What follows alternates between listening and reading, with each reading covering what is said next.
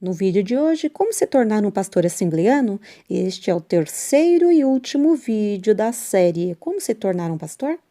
Para quem não me conhece, eu sou a Silvana do canal Diário Pentecostal, especialista em História e Teologia do Protestantismo no Brasil. Se você ainda não é inscrito, se inscreve no canal, deixe seu curtir e compartilhe com seus amigos para que mais gente conheça o canal.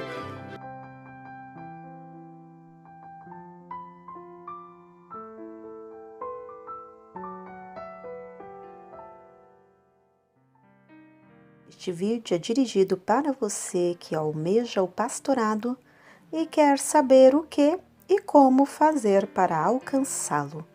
É destinado também para você que não tem pretensão alguma de ser pastor, mas que gostaria de entender o processo pelo qual uma pessoa passa para se tornar um pastor.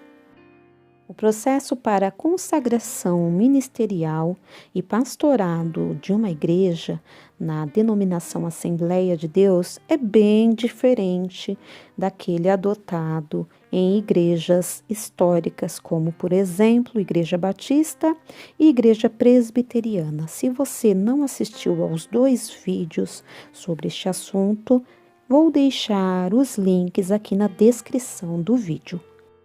Os fundadores da denominação Assembleia de Deus eram batistas e tentaram implantar o modelo congregacional de governo de igreja, mas foram impedidos pelos pastores brasileiros.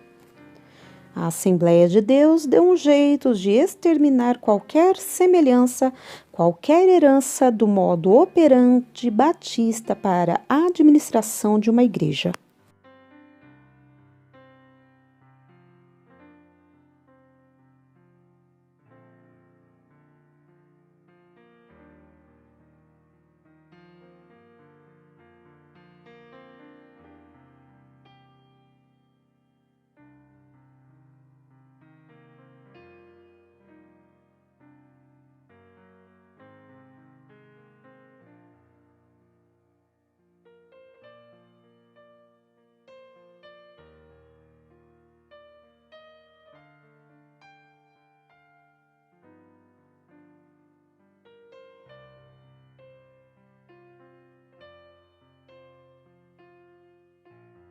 O caminho percorrido para se tornar um pastor segue uma ordem: auxiliar, diácono, presbítero, evangelista e pastor. A separação de um membro para se tornar um obreiro ocorre em seu próprio ministério em uma reunião de obreiros. Após ser examinado, o membro deve ter o consentimento unânime dos obreiros presentes à reunião. Depois de contemplados os requisitos, chega-se à aprovação ou não da pessoa escolhida para assumir o cargo almejado. O ministério reúne-se e decide se a pessoa pode ou não assumir o cargo. Segundo explicação do pastor Francisco Libório, a trajetória para se chegar ao cargo de pastor não é tão simples, exige várias etapas. Francisco Libório, pastor presidente desde 1968 no Ministério de Duque de Caxias, Rio de Janeiro. Passei como membro por 4 anos, servindo, participando, caminhando como membro ativo da igreja. Servindo, participando, e aí começou a minha caminhada. Fui separado para auxiliar de trabalho, aquele sistema que a Igreja Assembleia de Deus usa. As pessoas mais ativas são separadas. Uma espécie de um cargo, auxiliar de trabalho, significa que você está junto com os obreiros. Dessa forma, uma definição bíblica orienta o percurso de obreiro baseado nas cartas de Paulo a Timóteo, segundo Timóteo 2, do 1 ao 26. Paulo pede a Timóteo para refletir sobre o significado de 3 palavras: soldado, atleta e obreiro. Em outras palavras, como soldado há de se sacrificar e abrir mão de certos confortos e de seus próprios desejos para assim conquistar o objetivo do seu capitão. Como atleta, terá que seguir regras, sacrificando a sua liberdade para receber o prêmio. Como obreiro, terá que trabalhar duro, com muita paciência, para depois receber os frutos. Analisando o significado da palavra diácono, um dos cargos percorridos pelo obreiro, podem-se entender como diáconos os ajudantes dos líderes de uma igreja particular local e aspirantes a futuros líderes. Depois de ocupar esse cargo, o fiel é promovido ao cargo de presbítero. Em Atos capítulo 20, versículos 17 e 18, o presbítero é um ancião com qualificação reconhecida e dirigente de uma igreja local. Presbítero, nas explicações do pastor Libório, seria um pastor melhorado, mas ainda não um pastor propriamente dito, algo como um copastor.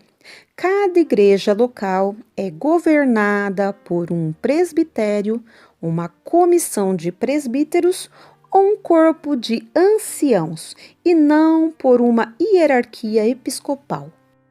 Em alguns casos, o presidente do presbitério é chamado na igreja local de pastor, mas não é pastor, na função, mas sem o título oficial. Por outro lado, ministro e pastor significam a mesma coisa. Ministro é o título que é dado nas convenções. Assim, os pastores passam pelas duas convenções. A primeira aprovação ocorre via convenção estadual e depois o processo recebe a homologação da convenção geral, quando eles são ordenados a ministros, mas exercem o cargo específico de evangelista ou pastor.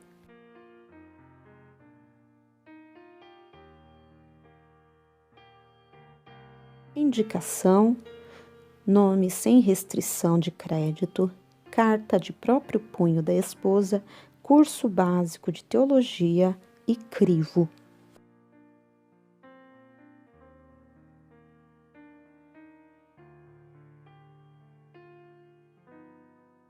Como não existe um documento norteador para a sucessão pastoral nas Assembleias de Deus, ela se dá de forma subjetiva, de veneta, no tempo e na vontade do pastor superior, sem qualquer consulta ou satisfação para a igreja local.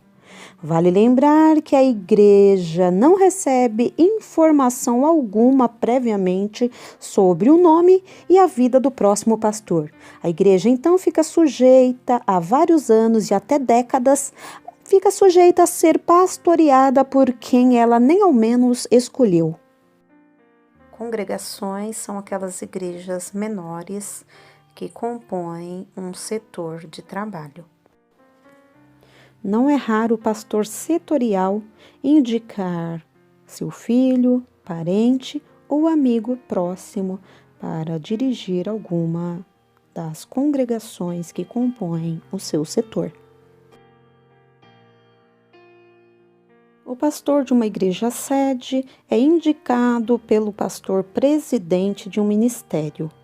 Ele normalmente é conhecido deste pastor presidente, amigo ou até parente. Antigamente, a presidência de uma igreja assembleiana votava para escolher os pastores. Não existe mais votação para a escolha de um pastor presidente. Os pastores mais antigos, além de passarem por uma votação, também eram substituídos por pastores que não tinham vínculos familiares.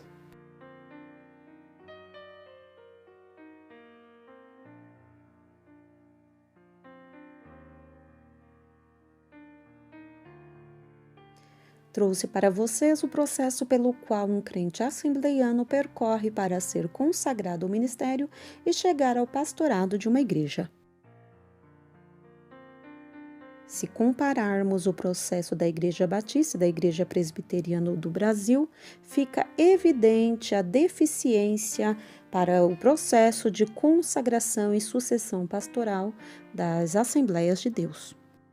E isso reflete diretamente no grau de maturidade de seus membros. Embora o número de fiéis das Assembleias de Deus ser muito maior, o mesmo não podemos dizer do grau de maturidade espiritual de seus membros. Isso fruto da pouca exigência ao se consagrar um pastor e da falta de preparo de seus pastores, que consequentemente pastorearão seus rebanhos também de forma deficiente.